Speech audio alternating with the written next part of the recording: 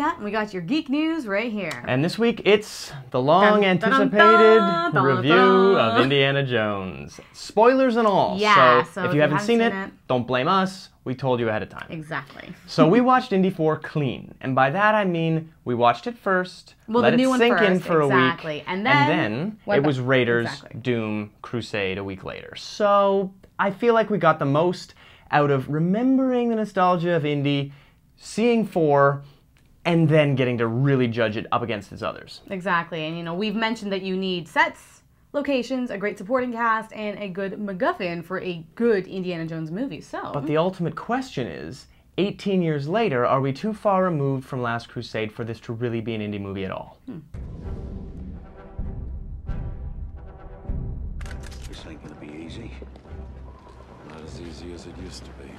So the mythos is really important, and you know, they kind of really got into stuff like the mysterious government storage facility from Raiders, not to mention the art. Yes, that was super cool to see. And it was interesting to see what Indiana Jones, I guess, has been up to during World War II, because that's more a than whole that, phase not that we to haven't see, seen. Well, not to see what he's been up to hear Colonel Jones and have cool stuff like that. The double agent stuff coming out. And I think it's kind of cool that we know he was up to great, great things, but we don't really know what they were. So, given the fact that 20 years have passed, I'm glad they filled that in a little bit. Bringing back Marion Ravenwood gives us, it's a nice touch. Yeah, it gives she us was that my favorite feel, leading lady from the original series. Absolutely, absolutely. And it gives us that feel of, oh, okay, well, this is what's happened in 20 years, but at the same time, it kind of, you kind of notice that it's not the same Marion Ravenwood. She's just, the actress's age, the fire is just a little... It's a little different. I don't want to say it's gone, but it's just not like it was. Cate Blanchett, however, she was a delicious character. Very cool villain.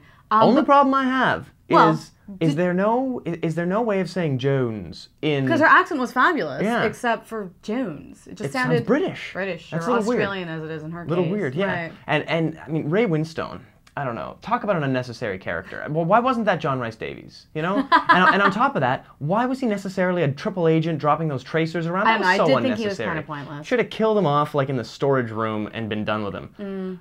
Beyond that, you know, no Sean Connery. That's a strike against this film, and it's unfortunate. It's because they waited so long. They could have had him 2 years ago. He hadn't retired yet. He is officially, absolutely retired. So in this case, Oxley was sort of molded into this character that's a colleague instead of being a father necessarily. So it's a change, but it's a change that had to happen. Whoever returns the skull to the city temple will be given control over its power. There's been a lot of talk about the MacGuffin. A Hebrew artifact, a Hindu artifact, a Christian artifact, all religious. But they were all pretty fantastical and unbelievable in their own ways. So, that being said, who's to say that an extraterrestrial is more silly than a magical cup that fixes a bullet hole? Exactly. I have to say, personally, I was completely cool with the MacGuffin being sci-fi and a mythological thing at the same time. Because, I mean, to those people, was a religion. It was their gods. It is a religion. Just because in our standards it's pagan and it's not practiced anymore doesn't mean that it doesn't fit in with the whole scheme of things. just because we're not as familiar with it as we are with the other religions doesn't mean it doesn't work as a cool indie story. There's a myth, there's a legend, there's all kinds of cool Van Donegan wacky stuff, and there it is. It totally works. What's he gonna do now? I don't think he plans that far ahead. Oh! I'd cover my ears if I were you.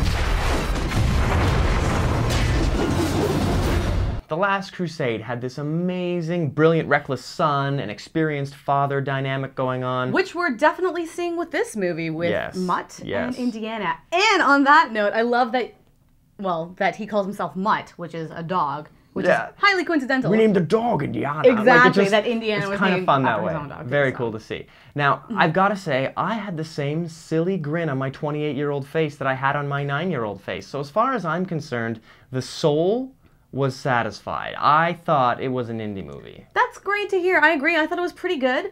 I've got to say, for me, a young Harrison Ford is Indiana Jones. And an Indiana 60s, to me, messes with the brand of Indiana. And I don't know, just there wasn't as much adventure. Well, there was adventure, but it just didn't have the same feel. It wasn't a hot dude doing it. And as a guy, even I think that was important. And you know what? I think if this was Indiana Jones 8, and we had seen the progression of this character, it would have been different. But we went from a 40-year-old adventurer to a geriatric adventure. I mean, why did we squander nearly 2 decades with no Indiana Jones adventures, right? Yeah. I mean, it could have built up. Absolutely. Instead of just having this 20-year gap thrown on us. Agreed. I don't know. So anyway, how does it fit in is a good question. For me, you know, for the last 20 years, there's been the question of what are your favorite Indiana Jones movies? Well, now, there they all are again. How do they fit? Well, for me, Temple of Doom is the best one.